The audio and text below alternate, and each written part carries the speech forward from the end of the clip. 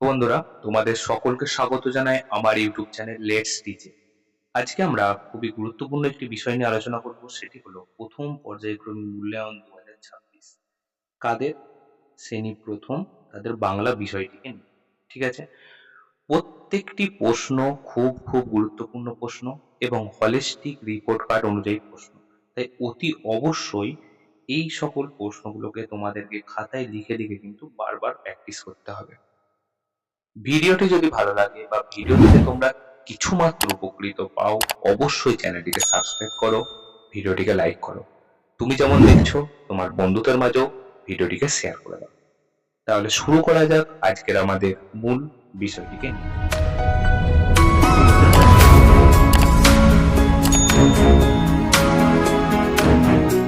জানো যে তোমার এইবারের যে পরীক্ষা হতে চলেছে তার পূর্ণমান 20 এবং সময় 40 মিনিট। দেখো, এখানে দিয়ে আছে বিদ্যালয়ের নাম, তোমরা এখানে সুন্দর করে তোমাদের বিদ্যালয়ের নামটা লিখবে। শিক্ষার্থীর নাম অর্থাৎ তোমার নাম লিখবে।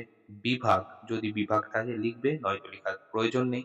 ক্রমিক সংখ্যা অর্থাৎ রোল নাম্বার, তোমাদের কত রোল নাম্বারটা সেটা সুন্দর করে লিখে দেবে।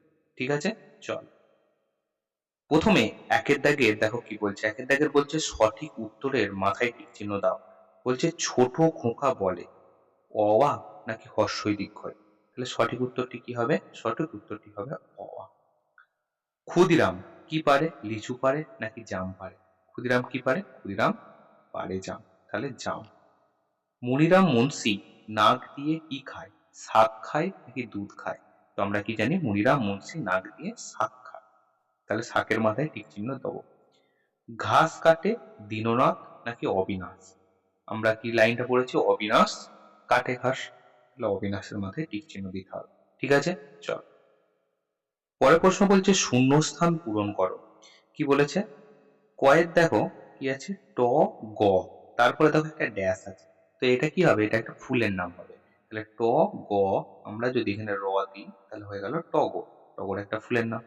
তারপরে দেখো আ ড্যাশ ল। ঠিক আছে? তাহলে এটা কি হবে?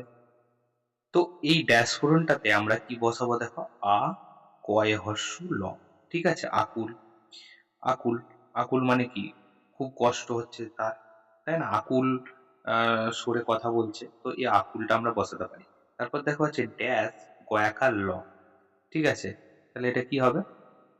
তাহলে দেখো আমরা এখানে কি করবো? এখানে দেবো তালবস্যয় রি। তাহলে তালবস্যয় রি দিলে কি হলো? শৃগাল।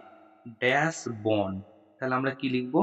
কচু বন। সেই কচু বনে শিশির টুপটাপ করে পড়ছে, তাহলে এখানে আমরা লিখবো ক চয় হর্ষ কচু বন। ঠিক আছে? চল, তিনের দাগের প্রশ্ন দেখো, বলছে নিচের এলোমেলো বর্ণগুলোকে সাজিয়ে শব্দ তৈরি করো। কি দেখো? লয় হর্ষই ম দয়াকার। তাহলে এটাকে যদি আমরা সাজাই তাহলে আমরা কি পাবো বলো? দয়াকার লয় হর্ষই ম, ডালিম। ঠিক আছে? তারপর দেখো কয়াকার দন্তের ন দয়কার। তাহলে এটা সাজালে কি হবে? এটা সাজালে হবে দয়কার কয়াকার দন্তের ন দোকান। ল তয়াকার জয়াকার। তাহলে এটা সাজাবো, সাজালে কি হবে? চয়াকার ল তয়াকার চালতা। চালতা হয় না? সেই চালতা। অন্ত্যেষ্ট পয়াকার রয়াকার। তাহলে এটা সাজালে কি হবে বলো? এটা সাজালে হবে পায়রা পয়াকার অন্ত্যেষ্ট রয়াকার, পায়রা। ঠিক আছে? সুন্দর করে সাজিয়ে ফেললাম আমরা।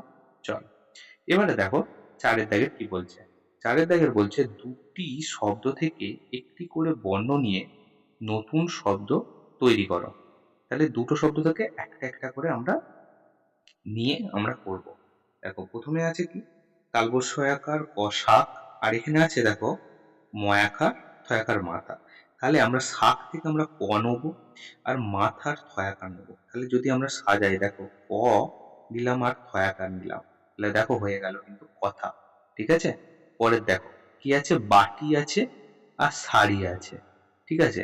তাহলে বাটি আর শাড়ির মধ্যে প্রথমে আমরা বাটির বয়াকার নেব আর শাড়ির ডয় শূন্য রয়। তাহলে আমরা কি হবে দেখো? তাহলে প্রথমে বয়াকার নিচ্ছি, তারপর ডয় শূন্য রয় হর্ষই নিলাম। তাহলে কি হলো? বয়াকার ডয় শূন্য রয় হর্ষই বাড়ি। সাজানো হয়ে গেল। পরের দেখো ক্ষয়াকার ম খাম আর তয়াকার ল তাল। তাহলে এদের আমরা কি নেবো দেখো? ক্ষয়াকার নেব আর তালের তয়াকার নেবো। তাহলে কি হয় দেখো? ক্ষয়াকার নিলাম আর তালের তয়াকার নেব। তাহলে কি হলো? ক্ষয়াকার তয়াকার খাতা। পরের দেখো পানা আছে আর টাকা আছে। তাহলে এদের মধ্যে আমরা কি নেবো? পানার পয়াকা নেব আর টাকার পয়াকা নেব। ঠিক আছে? তাহলে এটা যদি হয় তাহলে কি হবে দেখো, পয়াকা নিলাম আর টাকার পয়াকা নিলাম, তাহলে দেখো হয়ে গেল কিন্তু পাকা। বুঝতে পারলে? তো এইভাবে কিন্তু সাজাতে হবে। পরের দেখো ৫ এর দাগে কি বলছে, এর প্রশ্নগুলি সঠিক উত্তর দাও। বলছে কে গরুর গাড়ি চালায়? তাহলে কে গরুর গাড়ি চালায়? আমরা কি জানি? আমরা উত্তরটা হবে ম। তাহলে আমরা লিখবো ম চালায় গরু গাড়ি। ঠিক আছে? ম চালায় গরু গাড়ি, এটা লিখে দাও। পরের দেখো, মৌচাকে কি ভরা আছে? মৌচাকে কি ভরা আছে বলো? মধু, তাই তো? তাহলে আমরা এখানে লিখে দেবো ম ধয়ে হর্ষ। পরের দেখো গয়ের দাগের বলছে মই দিয়ে কে সই করে? মই দিয়ে কে সই করে? আমরা কি জানি? মনিরাম মুন্সি। তাহলে আমরা এখানে লিখে দেবো মনি রাম মুন্সি। কবিতায় ছিল মই দিয়ে সই করে। ঠিক আছে? মনিরাম মুন্সি লিখে দেবো। পরে বলছে গুরুদাস কি করে? তাহলে আমরা কি জানি? কবিতার লাইন, গুরুদাস করে চাষ। তাহলে আমরা এখানে লিখে দেবো চাষ কথাটা। ঠিক আছে? চল। তাহলে বন্ধুরা, আজকে আমরা প্রথম পর্যায়ক্রমিক মূল্যায়ন 2026-এর প্রথম শ্রেণীদের বাংলা বিষয়টিকে নিয়ে আলোচনা করলাম। আবারও বলছি, প্রত্যেকটি প্রশ্ন খুব গুরুত্বপূর্ণ প্রশ্ন। তাই তোমাদের এই প্রশ্নগুলোকে লিখে লিখে কিন্তু প্র্যাকটিস করতে হবে। ভিডিওটি যদি ভালো লাগে অবশ্যই চ্যানেলটিকে সাবস্ক্রাইব করো, ভিডিওটিকে লাইক করো। তুমি যেমন দেখছো তোমার বন্ধুদের মাঝেও ভিডিওটিকে শেয়ার করে দাও। তাহলে দেখা হচ্ছে অন্য কোনো ভিডিওতে, অন্য কোনো দিন। After all, thanks for watching. Best.